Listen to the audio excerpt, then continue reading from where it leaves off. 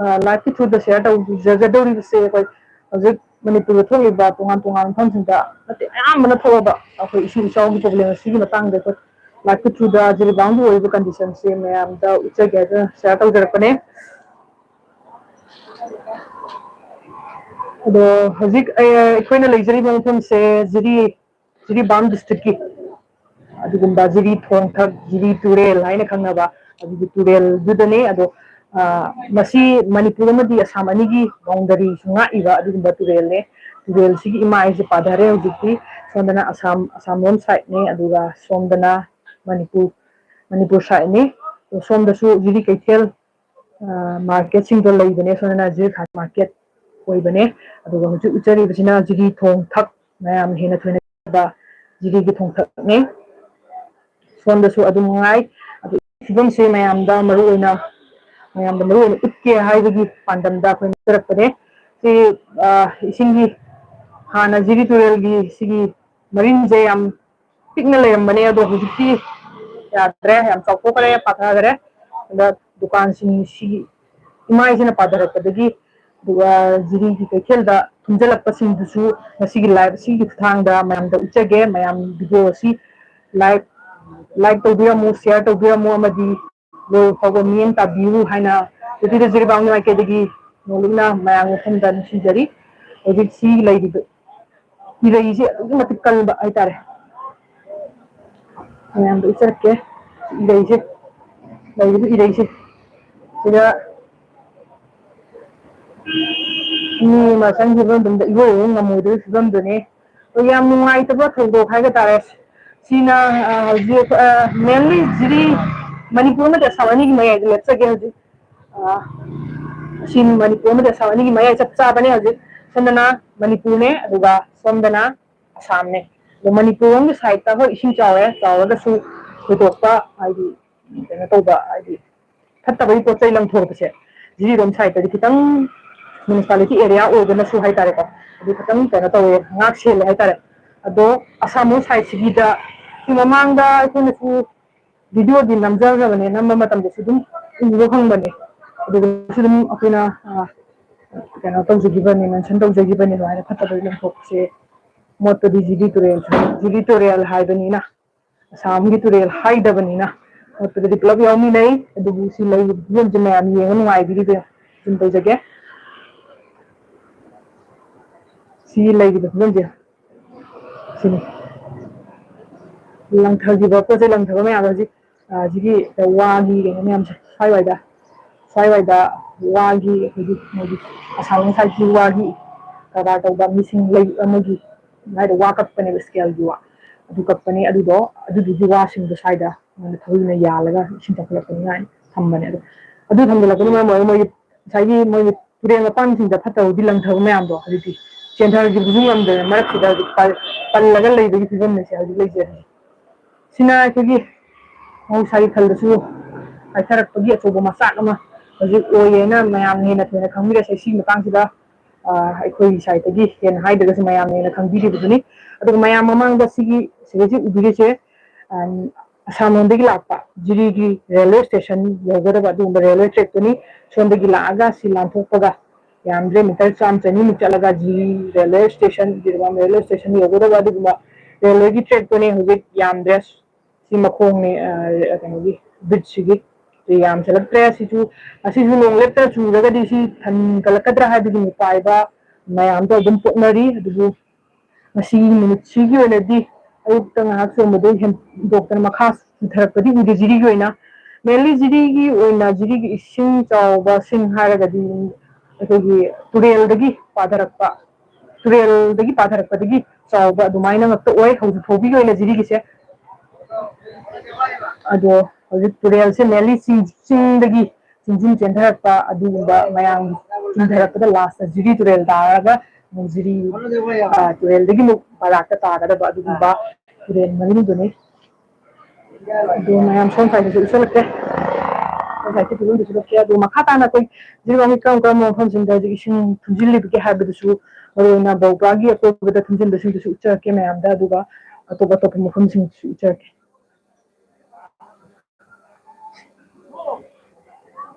sini ji ꯐꯠꯇ ꯍꯧꯗꯤ ꯂꯣꯏ ꯄꯥꯎꯊꯔꯛꯑꯦ ꯃꯤ ꯌꯨꯝ ꯊꯨꯝꯕ ꯌꯥꯎꯏ ꯁ꯭ꯋꯥꯏꯗ ꯌꯨꯝ ꯊꯨꯝ ꯑꯍꯟ ꯑꯃ ꯐꯝꯃꯒꯤ ꯎꯕꯗꯤ ꯉꯝꯗ꯭ꯔꯦ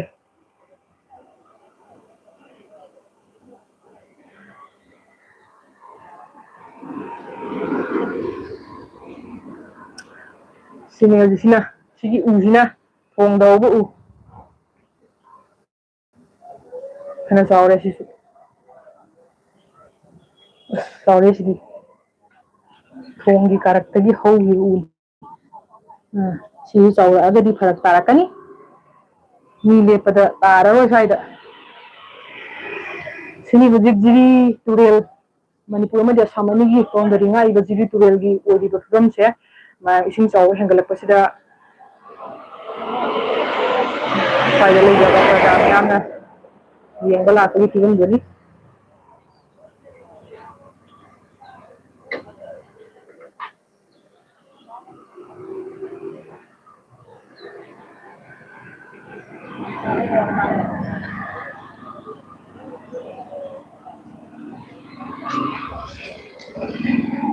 ꯍꯧꯖꯤꯛ ꯃꯌꯥꯝꯗ ꯃꯦꯟꯂꯤ ꯃꯈꯥ ꯇꯥꯅ ꯑꯩꯈꯣꯏ ꯀꯩꯅꯣ ꯑꯇꯣꯞꯄ ꯃꯐꯝ ꯎꯠꯆꯔꯛꯀꯦ ꯑꯇꯣꯞꯄ ꯃꯐꯝꯁꯤꯡꯗ ꯏꯁꯤꯡ ꯆꯥꯎꯕꯒꯤ ꯑꯋꯥꯕ ꯃꯥꯌꯣꯛꯅꯕꯁꯤꯡꯗꯣ ꯑꯗꯨꯁꯨ ꯃꯌꯥꯝꯗ ꯎꯠꯆꯔꯛꯀꯦ ꯃꯌꯥꯝ ꯍꯥꯏꯕꯁꯤꯕꯨ ꯂꯣꯏꯕ ꯐꯥꯎꯕ ꯃꯤꯠꯌꯦꯡ ꯇꯥꯕꯤꯌꯨ ꯑꯃꯗꯤ ꯁꯤꯌꯥꯔ ꯇꯧꯕꯤꯌꯨ ꯍꯥꯏꯅ ꯔꯤꯀ꯭ꯋꯦꯁ ꯑꯃꯇꯪ ꯇꯧꯖꯒꯦ ꯃꯈꯥ ꯇꯥꯅ ꯆꯠꯅꯅꯕ ꯑꯩꯈꯣꯏ ꯇꯧꯖꯔꯒꯦ ꯃꯌꯥꯝ ꯃꯦꯟꯂꯤ ꯁꯤꯒꯤ ꯖꯤꯔꯤ ꯊꯣꯡꯊꯛ ꯁꯤꯗꯒꯤ ꯎꯔꯤꯕ ꯑꯩꯈꯣꯏ ꯖꯤꯔꯤ ꯀꯩꯊꯦꯜꯒꯤ ꯐꯤꯕꯝꯁꯦ ꯑꯁꯤ ꯊꯨꯝꯖꯤꯟꯕ ꯃꯥꯜꯂꯦ ꯁꯤ ꯍꯥꯟꯅ ꯌꯦꯡꯉꯨꯁꯤ ꯃꯌꯥꯝ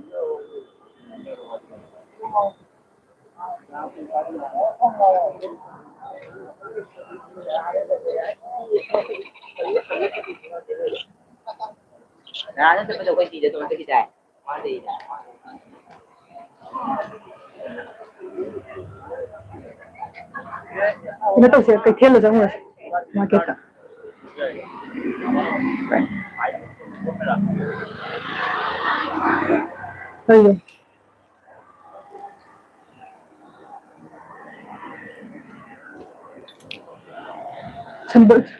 ꯁꯝꯕꯟꯒ ꯂꯣꯏ ꯇꯥꯔꯦ ꯃꯈꯥꯗ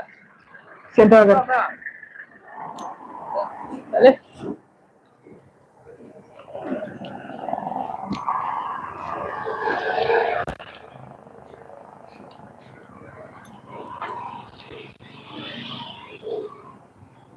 ꯀꯥꯏ ꯊꯨꯝꯖꯤꯜꯂꯣꯏ ꯉꯁꯤꯒ ꯅꯣꯡ ꯆꯨꯁꯜꯂꯗꯤ ꯕꯦꯔꯥ ꯀꯥꯔꯅꯤ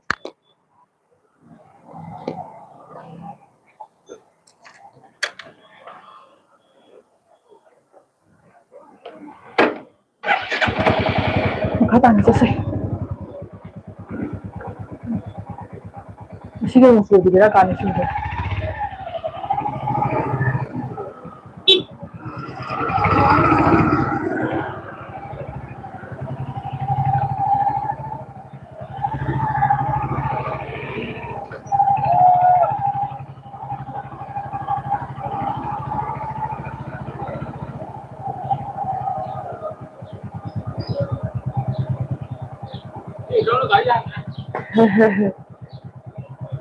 ꯑꯩꯈꯣꯏ ꯀꯩꯅꯣ ꯇꯧꯒꯦ ꯃꯥꯔꯀꯦꯠ ꯖꯤꯔꯤ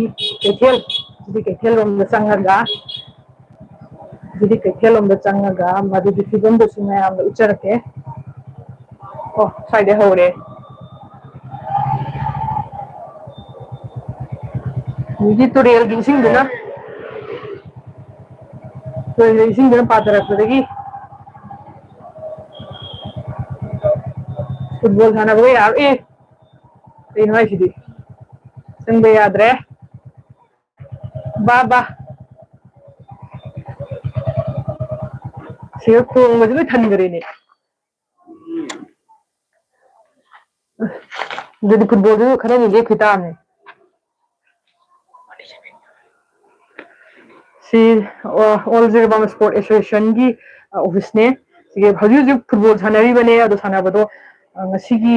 ꯉꯔꯥꯡ ꯅꯍꯥꯟꯗꯒꯤ ꯂꯦꯞꯄꯅꯦ ꯐꯨꯠꯕꯣꯜꯗꯣ ꯅꯣꯡ ꯆꯤꯡꯒꯤ ꯐꯤꯕꯝꯗꯣ ꯑꯗꯨꯅ ꯃꯔꯝ ꯑꯣꯏꯔꯒ ꯑꯗꯣ ꯍꯧꯖꯤꯛ ꯐꯨꯠꯕꯣꯜꯗꯣ ꯃꯇꯝ ꯂꯣꯏꯊꯣꯛꯈ꯭ꯔꯦ ꯀꯔꯝꯕ ꯃꯇꯝꯐꯥꯎꯅꯣꯗꯤ ꯍꯧꯖꯤꯛꯐꯥꯎꯒꯤ ꯑꯣꯏꯅꯗꯤ ꯅꯣꯇꯤꯁ ꯊꯣꯛꯂꯛꯇ꯭ꯔꯤ ꯑꯗꯣ ꯍꯥꯏꯔꯤꯕ ꯑꯣꯄꯣꯖꯤꯠꯁꯤꯁꯨ ꯍꯧꯖꯤꯛ ꯑꯣꯏꯔꯤꯕ ꯐꯤꯕꯝꯁꯤ ꯌꯦꯡꯉꯨ ꯑꯗꯨꯒ ꯁ꯭ꯋꯥꯏꯋꯥꯏꯗ ꯀꯩꯅꯣ ꯈꯣꯡ ꯃꯔꯤꯅ ꯑꯃ ꯆꯦꯟꯕꯅꯦ इसिंगी हजिकी तुरेल जिरी तुरेल पाधराबनिना सिजु थल्ले थनबदगी हजिक जिरी कैथेल चंगभंगी हाइतारे याम सिदि खंबिरंगनी जिरी कैथेल अखोगी इम्फाल जिरी चटपा गाड़ी सिंग पार्किंग तौ वंफम दोने असिगगी चंगा अब मतुंगदा सिगे गोलाई से लेरगा गोलाई से लेसला चंगदबने जिरी कैथेल दो अदो हजिक लेजिबो फिबम सिनी जी कैथेल अदुगा कैथेल जे से सोंदि चंगबा यादरे अतोपा सोना कन साइड तगी मुक चंगगा मनुंगदि कई कई लेके हाबा कई कई फिबम the लेदि हाबदो अदुसु मयाम the उचरके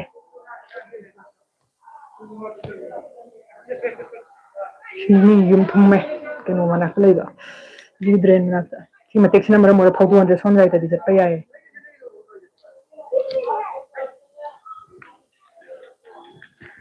Madhu number मोरगा fill secondary की जिरबम हायर सेकेंडरी स्कूल की प्ले ग्राउंड जिसु फिबम ताद्रे सानबा याद्रे हजि साइन बोर्ड थि लिबजिनी मजारन बीबी मेमोरियल फुटसाल फुटबॉल टूर्नामेंट 2024 अहम सानबा टूर्नामेंट ने हजि ले फिबम जिसि मिगी युमने जिसि युम थुमे सना युम शिशु युमने लुप्पे ना गुहा जुदी मयाम अखोय मखाताना मखाताबा मफम चलगे से पायो आई केना तरोके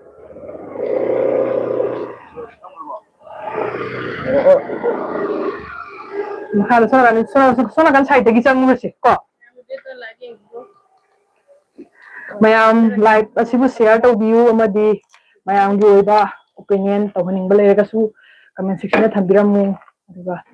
लाइव असिबु लोय बो मियम ताबियु मयाम हनगरे सिलंबी तले खंदबनिया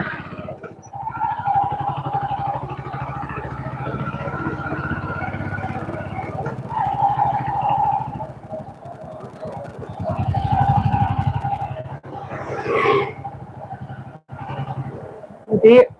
अतोप लंबी मदगी संग से जिरी कैथेल से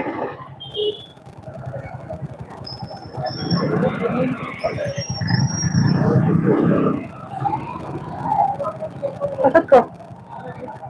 कसक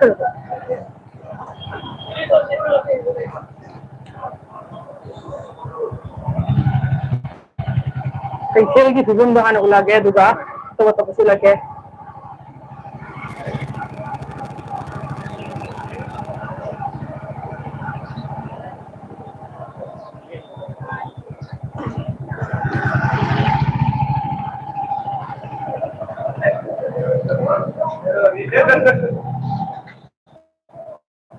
हाय ददी किम तो उंदे नंग बिचाहे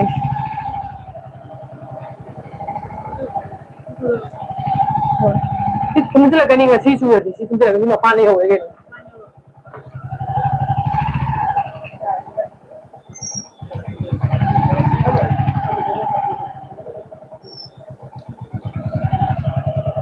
से उर इसे उरे ने ये उरे ना मनिंग मपारे उस साइड वाहे तुम जल्दी खंग दे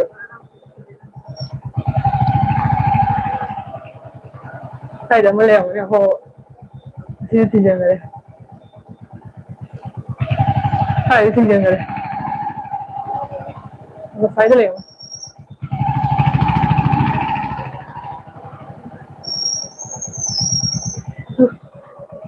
चले मैम सी यौराबनी सी यौरे सी यामोन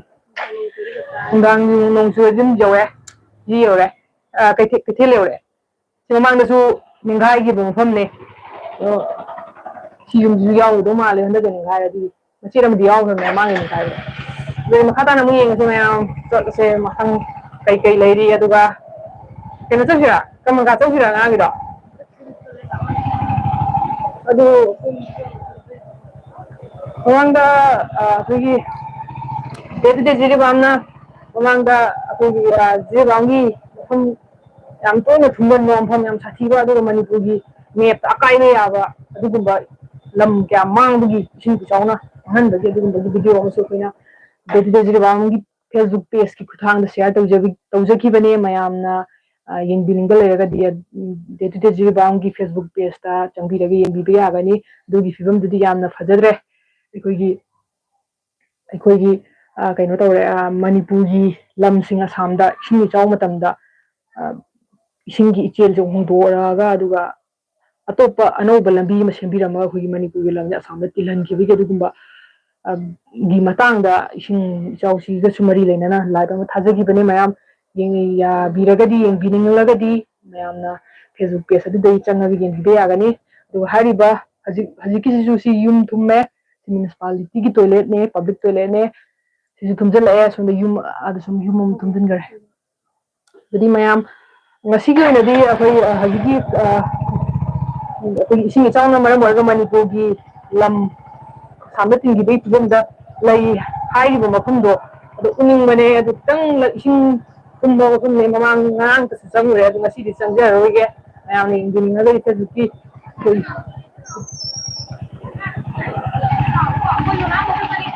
ꯆꯠꯄ ꯌꯥꯗꯦ ꯍꯧꯗꯣꯛꯄ ꯋꯥꯈꯜ ꯑꯗꯨꯝ ꯂꯩꯕ ꯃꯌꯥꯝ ꯂꯩꯍꯧꯔꯕ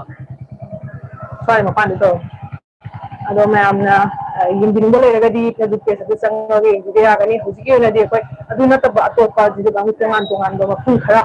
ꯂꯣꯏꯅꯃꯛꯇꯤ ꯆꯠꯄ ꯉꯝꯗꯧꯕꯗꯤ ꯃꯥꯟꯗꯦ ꯃꯌꯥꯝ ꯑꯗꯣ ꯑꯉꯝꯕ ꯈꯔ ꯃꯅꯥꯛ ꯅꯛꯄ ꯈꯔ ꯆꯠꯂꯒ ꯃꯌꯥꯝꯗ ꯂꯥꯏꯚ ꯈꯨꯠꯊꯥꯡꯗ ꯑꯩꯈꯣꯏ ꯎꯠꯆꯅꯕ ꯇꯧꯖꯒꯦ ꯃꯌꯥꯝ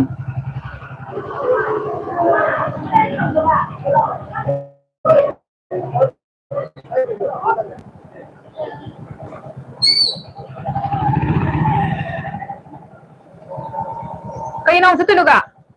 ꯏꯁꯤꯡ ꯆꯥꯎꯒꯤꯔꯣ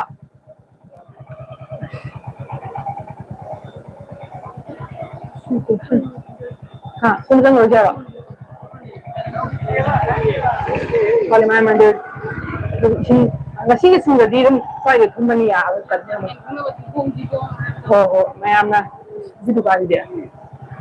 ꯁꯤꯗꯤ ꯀꯪꯗꯪꯅꯤ ꯊꯨꯝꯃꯦꯅ ꯇꯧ ꯃꯌꯥꯝꯅ ꯌꯥꯝꯅ ꯈꯪꯅꯕ ꯖꯤꯔꯤꯕꯥꯝꯒꯤ ꯗꯤꯕꯣꯡ ꯍꯥꯏꯔꯤꯕ ꯗꯤꯕꯣꯡ ꯑꯗꯨꯗ ꯀꯔꯝ ꯀꯔꯝꯕ ꯃꯐꯝꯁꯤꯡꯗ ꯏꯁꯤꯡ ꯊꯨꯝꯃꯤꯒꯦ ꯍꯥꯏꯕꯗꯣ ꯌꯦꯡꯃꯤꯟꯅꯁꯤ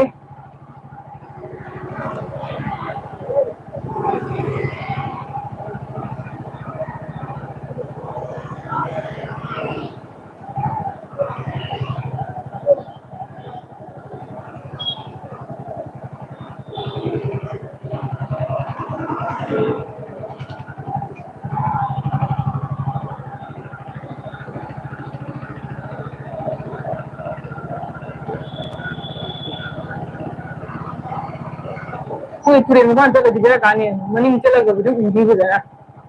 ꯆꯠꯐꯝꯗꯣ ꯐꯔꯛ ꯇꯥꯅꯤꯅꯦ ꯉꯁꯥꯏ ꯍꯧꯒꯠꯂꯛꯄꯗ ꯎꯆꯈꯤꯕ ꯑꯩꯈꯣꯏꯒꯤ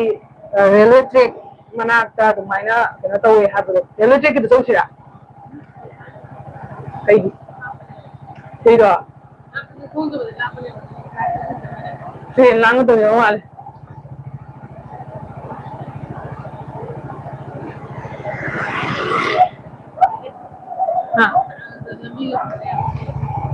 ꯆꯤꯡꯗꯤ ꯑꯗꯨꯝ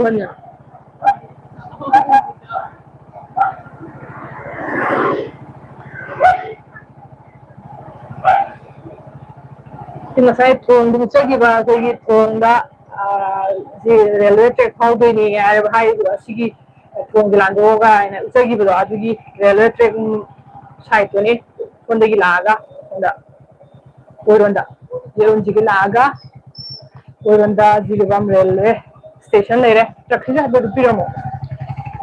ꯁꯤꯁꯤꯅ ꯍꯧꯖꯤꯛ ꯂꯝꯕꯤ ꯌꯥꯗ꯭ꯔꯕꯅꯤꯅ ꯑꯩꯈꯣꯏꯁꯦ ꯈꯔ ꯀꯨꯏꯅꯗꯤ ꯈꯥꯝꯃꯅꯤ ꯁ꯭ꯋꯥꯏꯗ ꯂꯝꯕꯤ ꯇꯠꯂꯕꯅꯤꯅ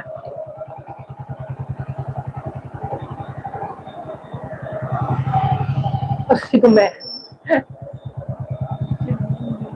ꯑꯁ ꯃꯊꯛ ꯌꯧꯔꯦ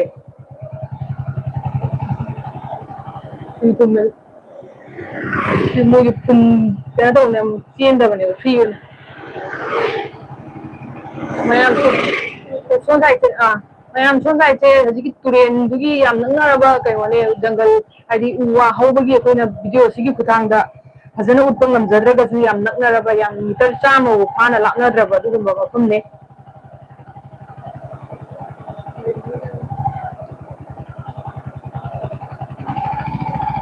ꯃꯅꯨꯡ ꯆꯪꯉꯨꯔꯦ चंगरुस हाइर चलस मैम हजे दिबोंग युजरे ma'am Hena तोइना खंगना दिबोंग हाइबा मफम नदुनी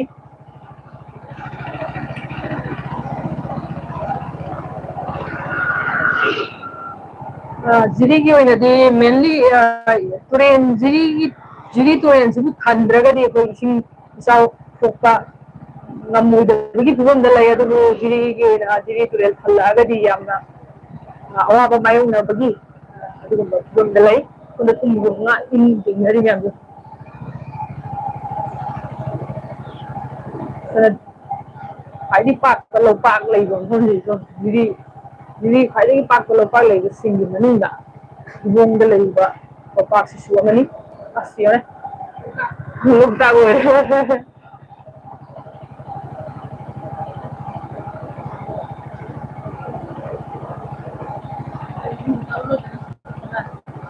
ha kunda ri adi ut kena tahu ba sigi suana tadi yum singje suana tadi yum singje yang lamna drabani maning si yum singje maning wanda yang lay gibani turel nang na dum lay ni aduna kari gumba turel gi ima idna padara di swai no yin du ni gi utpada di mayam da kuchu kan gi phone thara ga live thara utpani na adumak yong na hamjaga akona oiriba dumak yong hamjaga ngamdre madu kita manta mayam na ngapi gani Ngục ngang ngục số ngục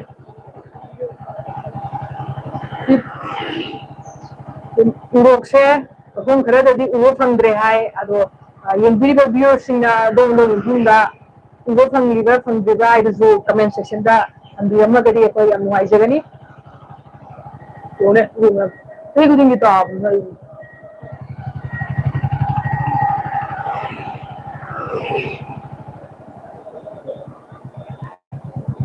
so sampan sige dibong ka ngi to su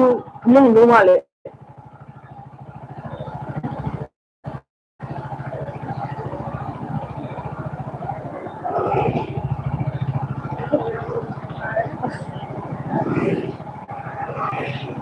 nale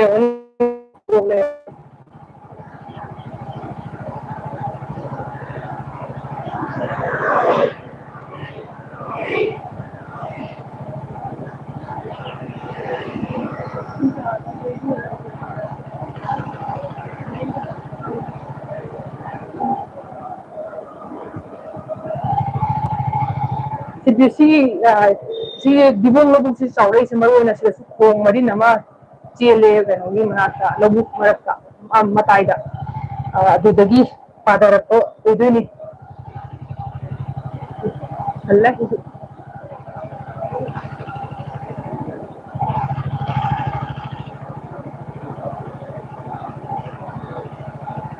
Saya tahu ya. Halle adik, adik turen pada rapati adik, kongmarin dusu pada rapati ki muksi matang pada narakane, lagi nahar kan dapat jiri turen namme coba maram mamo era ga ising disi elaga le nama pada ramu tanda tai jelo ina tunja rapane ado apik pa sigum basin tina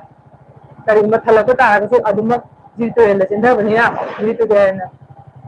kana tahu do kai mutai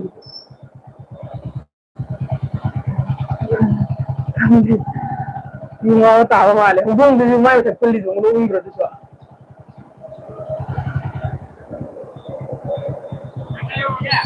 Vậy nó sure đấy. Có sai yung tum này. Hay mà thấy cái tôi tum gần mình.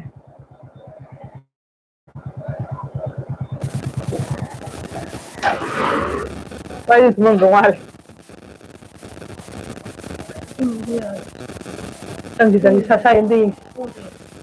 ay tamang siya. Suputan.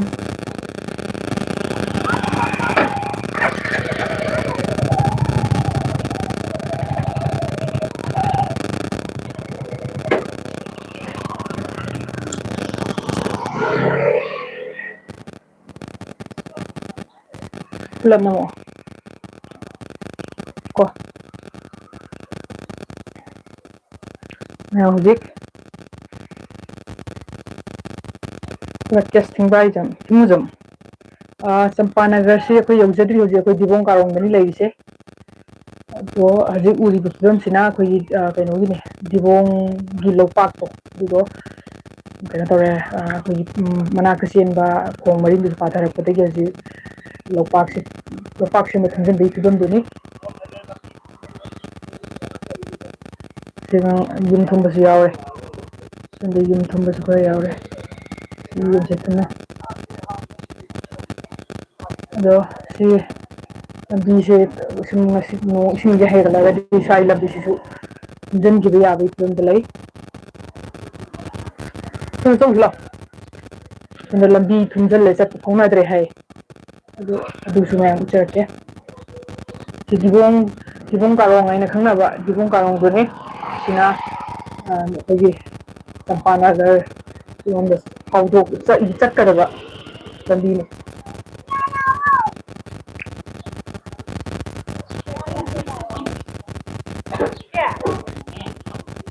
नुआरी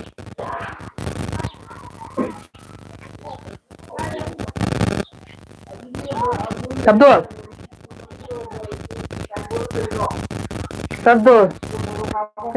segedino yang lain ini member ini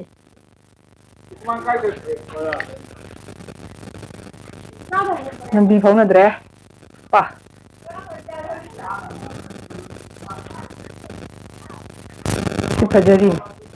si phajare khwaidi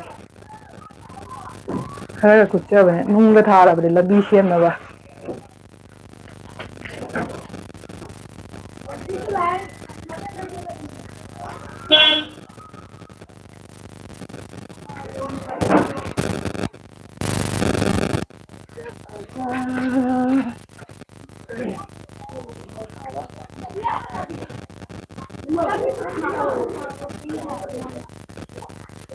uang dere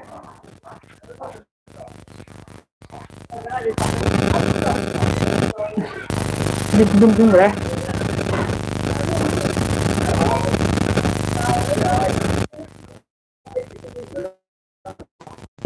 mai ti pangal singi thumban ba du ma phamne ngon ma phamne